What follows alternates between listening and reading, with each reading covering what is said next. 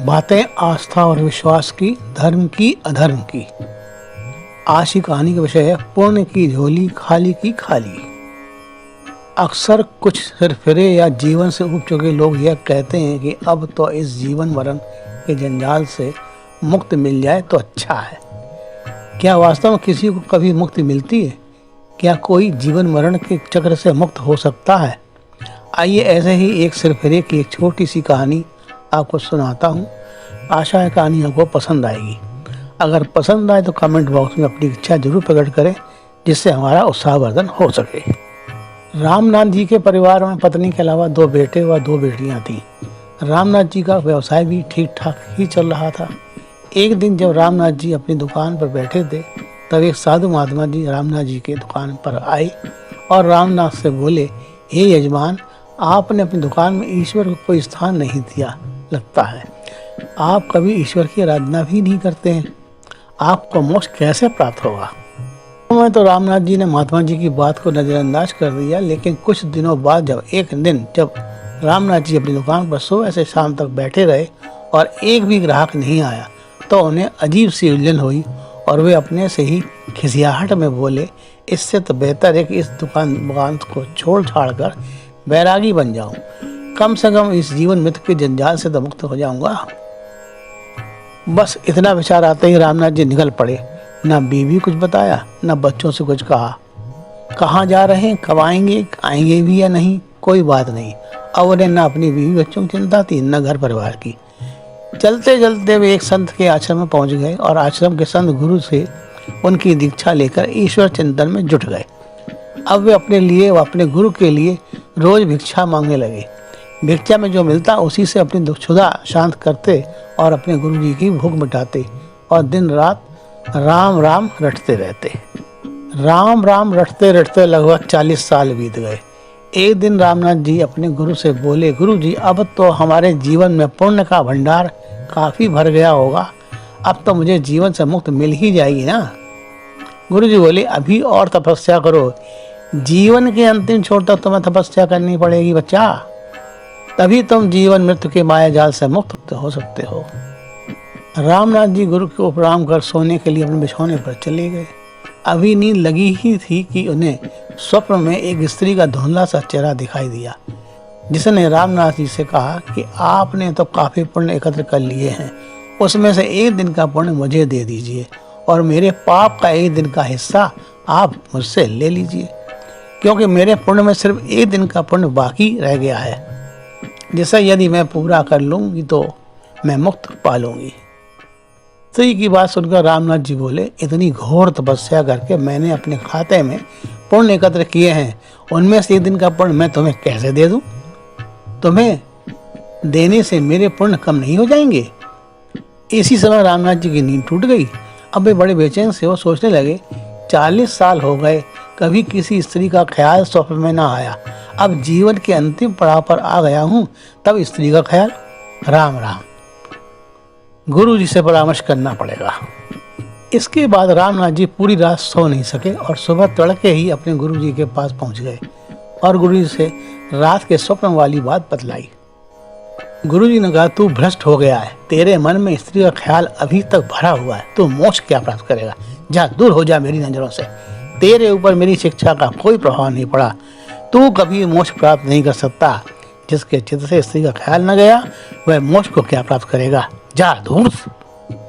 रामनाथ जी गुरु की बात सुनकर बहुत दुखी हुए। अब उनकी समझ में नहीं आ रहा था कि वे क्या करें। वे गुरु जी को कैसे समझाएं कि इन्होंने इन 40 सालों में कभी भी किसी स्त्री का ख्याल नहीं किया, ना ही अपनी पत्नी का विचार किया और ना ही अपने बच्चों का। ये स्वप्न में न जाने कौन स्त्री आ गई। यही सोचते सोचते सुबह से रात हो गई और रामनाथ जी बिना कुछ खाए पिए अपने बिछौने पर लेट गए। आज फिर उन्हें वही स्त्री का चेहरा सपने में नजर आ गया। वह स्त्री फिर रामनाथ जी से उनके लिए एक दिन का पुण्य मांग रही थी। रामनाथ जी पुनः और अधिक बेचैन हो उठे। अब वे ये नहीं समझ पा रहे थे कि वे क्या करें तो क्या ना करें। थक हार कर रामनाथ जी ने यही सोचा कि अब गुरु जी से तो इस विषय में चर्चा करना ही व्यर्थ है।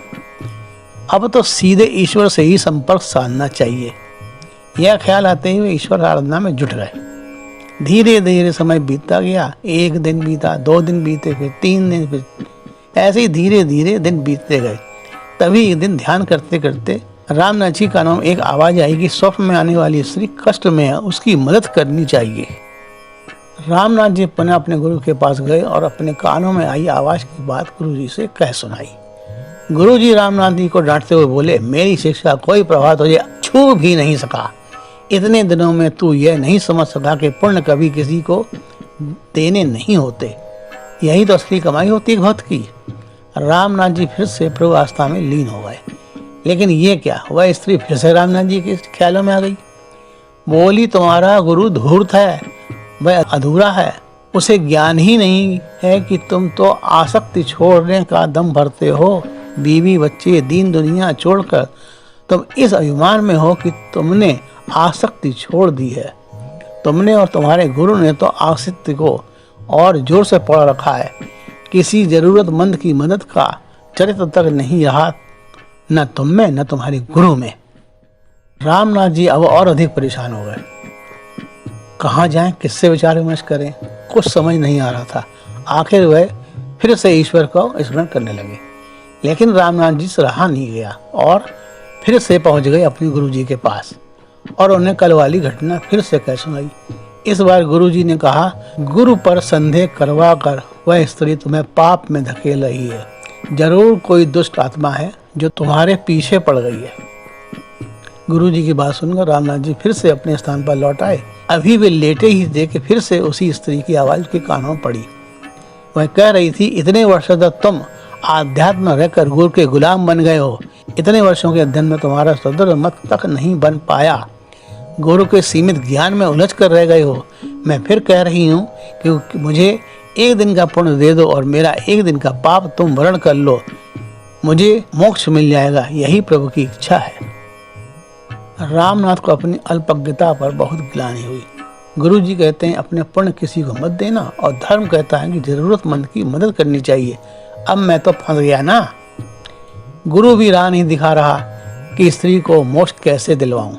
अब रामनाथ जी ने निश्चय कर लिया कि अब वह गुरु जी के पास नहीं जाएंगे और सिर्फ ईश्वर मनन में ही लगे रहेंगे। वही कोई ना कोई राह जरूर दिखाएंगे।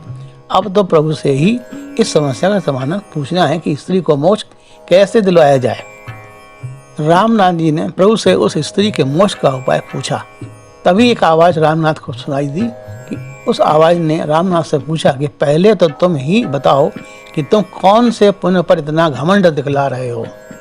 रामनाथ जी बोले, मैंने 40 साल प्रभु चिंतन किया है, 40 साल से भिक्षा पर रहा हूँ, कुछ संचय नहीं किया, त्याग को ही जीवन माना है, पत्नी बच्चे सब त्याग दिए। आवाज बोली, तुमने 40 वर्ष कोई उपयोगी कार्य नहीं किया, कोई रचनात्मक कार्य नहीं किया, दूसरों कमाया और पकाया हुआ ही खाया। कभी राम राम, कभी राधे राधे, ओम नमः शिवाय जपने से क्या पुण्य इकट्ठे हो जाते हैं? क्या पैसा रुपया जपते रहने से तुम्हारा बैंक का खाता रुपयों से भर जाएगा? तुम्हारे खाते तो तब भी 0 के 0 ही पड़े रहेंगे ना। रामनाथ उस आवाज की बात को सुनकर सन्न रह गए। बड़ी हिम्मत करके वो बोले, लेकिन वह स्त्री मुझसे पुण्य क्यों मांग रही है? इस पर वह आवाज बोली, क्या तुम जानते हो वह स्त्री कौन है? रामनाथ ने कहा, नहीं जानता वह कौन है और वह क्या चाहती है। वह आवाज बोली, वह स्त्री तुम्हारी पत्नी है। तुम जिसे पाप का संसार कहकर छोड़कर चले आए थे, कुछ पता है कि वह क्या करती है, कैसे अपने बच्चों को पालती है? रामनाथ भौचक्के रह गए। उन्होंने पूछा, उसके बारे में मैं कुछ नहीं जानता। वह आवाज बोली, तो सुनो, जब तुम घर से चुपचाप निकल आए थे तब वह कई दिनों तक जो कुछ रूखा सूखा घर में था उससे बच्चों का पेट पालती रही और एक दिन बच्चों की भूख ने तुम्हारे बिछोह का गम पहुंचने के लिए उसे मजबूर कर दिया और वह नौकरी की तलाश में निकल पड़ी। कम पढ़ी लिखी होने के कारण उसे कोई अच्छी नौकरी न मिल सकी। एक दिन एक तपेदिक के अस्पताल में उसे सफाई कर्मचारी की नौकरी मिली। वह रोज अपने आप को उस तपेदिक की बीमारी से बचाती रही, लेकिन एक दिन वह स्वयं भी तपेदिक की शिकार हो गई। वह आज भी अपने को अभागी समझती है क्योंकि उसका पति उसे छोड़कर चला गया था। अब वह बेचैन है तुम्हारे लिए उसे बहुत दिनों से आभास होने लगा है कि उसका पति मरने वाला है। वह यही चाहती है कि उसके पति को मोक्ष मिले, जिसके लिए वह घर से गया है। उसने बारंबार प्रभु को अर्जी लगाई है कि प्रभु, मुझ पापिन की जिंदगी उनके काम आ जाए तो ले लो, उन्हें मोक्ष जरूर दिला देना। मैंने उससे कहा कि अपना एक दिन का पुण्य मुझे दे दो। कहती है, मेरे खाते में पुण्य कहाँ होती तो मैं एक पल ना लगाती, सारे पुण्य उन्हें दे देती। वह राम नाम नहीं रटती, वह भी समझती है कि राम राम जपने से पुण्य मिलते हैं। मैंने उसे नहीं बताया कि तुम्हारे पास अथाह पुण्य जमा है, पुण्य राम राम रटने से नहीं आता। अब मैंने उससे कहा कि एक भिक्षुक है, उसे एक दिन का पाप देकर उससे एक दिन का पुण्य मांग लो। उसने सवाल किया, ऐसा कौन होगा जो पाप लेकर पुण्य देगा? मैंने उसे आश्वासन दिया है कि भिक्षुक लोग ऐसा ही करते हैं। वह स्त्री तुम्हें अपने पुण्य दे रही है और तुम न जाने कौन से हिसाब किताब में पड़े हो। तुमने कभी नहीं सोचा कि पत्नी और बच्चे कैसे होंगे, लेकिन पत्नी आज भी बेचैन है कि तुम अपने लक्ष्य को प्राप्त हो। तुम्हारी पत्नी तपेदिक रोग से ग्रसित है, वह स्वयं मृत्युशैया पर है, फिर भी वह तुम्हारे लिए मोक्ष चाह रही है। तुम सिर्फ अपने मोक्ष के लिए 40 वर्षों हिसाब किताब में जुटे पड़े हो। उस आवाज की बात सुनकर रामनाथ के पसीने छूट गए, उसकी सांसें तेज होने लगी। वह चीखा, वसुंधरा। जब आँख खोली, रामनाथ पसीने पसीने था। उसने जल्दी अपना मुंह पहुंचा और अपना सामान उठाया और गुरु जी के पास पहुंच गया। गुरु जी ने कहा, रामनाथ, आज इतनी सुबह भिक्षा मांगने चल दिए? तब रामनाथ ने कहा, नहीं गुरु जी, भिक्षा मांगने नहीं, घर जा रहा हूँ। गुरु जी ने कहा, घर जा रहे हो? पर क्यों? रामनाथ बोला, धर्म सीखने। राम राम रटते रहना, मंदिरों में घंटा घड़ियाल बजाना, मस्जिदों में जाकर नमाज पढ़ना, गिरजाघरों में जाकर प्रार्थना करना, गुरुद्वारे में जाकर वाहे गुरु की रट लगाना धर्म नहीं है गुरु जी। किसी भूखे को भोजन कराना, किसी अंधे को रास्ता पार कराना, जरूरतमंद की मदद करना, बीमार की सहायता करना, उसकी चिकित्सा कराना, अशिक्षित को शिक्षा दिलाना, यही वास्तव में धर्म है गुरु जी। यही वास्तविक पुण्य है। पूजा पाठ दिखावा करने से किसी के पुण्य नहीं बढ़ जाते। वास्तविकता तो यह है कि गुरु जी, कि किसी की सच्ची मदद करने से ही आपके वास्तविक पुण्यों की प्राप्ति होती है। तभी आपके पुण्य का खाता भरता है, सच्चे धर्म का पालन होता है। पूजा पाठ करना मन की शांति के लिए बहुत जरूरी होता है, लेकिन पुण्य का खाता तभी भरता है जब आप किसी की सच्चे हृदय से किसी की सहायता करते हैं, दुखी आत्माओं को तृप्त करते हैं, उनकी यथायोग्य मदद करते हैं। इतना कहकर रामनाथ वहां से चल पड़े और गुरु जी उसको देखते रह गए। दोस्तों, आशा है आपको यह कहानी पसंद आई होगी और आप बात की गहराई को समझ पाए होंगे। इसी के साथ अपनी वाणी को विराम देता हूँ। अगले शुक्रवार पुनः मिलूंगा एक नई आस्था और विश्वास की कहानी के साथ। तब तक के लिए अपने दोस्त अरुण प्रकाश शास्त्री को आज्ञा दीजिए। जय हिंद।